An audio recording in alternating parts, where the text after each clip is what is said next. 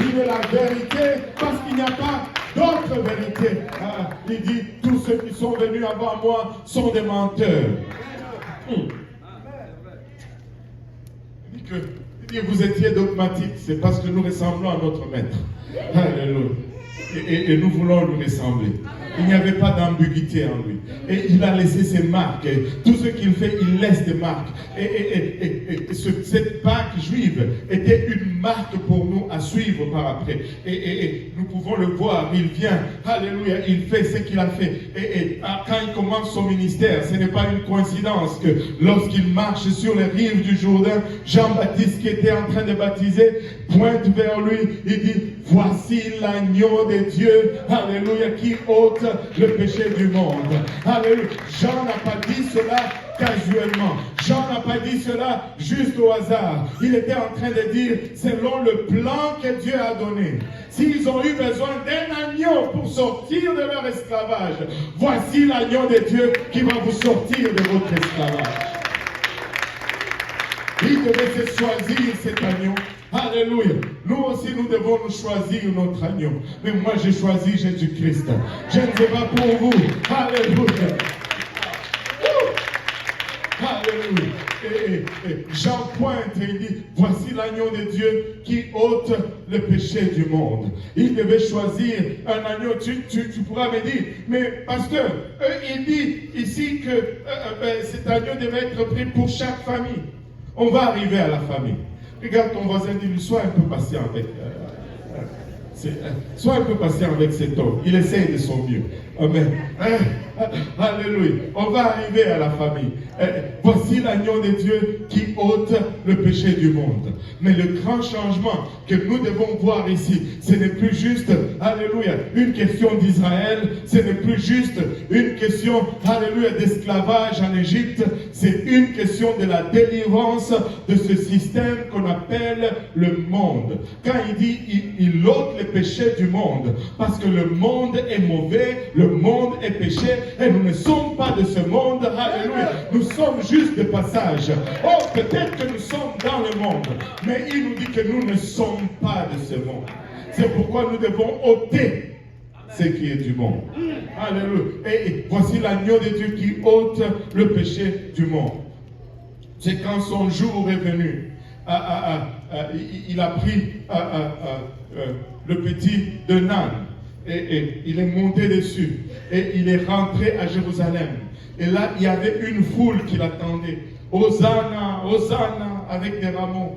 Béni soit celui qui vient au nom du Seigneur. Hosanna au fils de David. Mais non, permettez-moi de vous dire ceci. Jésus n'avait pas envoyé un mémo pour dire à ces gens de venir à la rue et de l'attendre parce qu'il va venir. Avez-vous pensé à cela? Il n'y a pas eu d'invitation de Pâques pour que ces gens soient à la rue, pour l'accueillir. C'est parce qu'il y avait déjà une pratique qui tirait son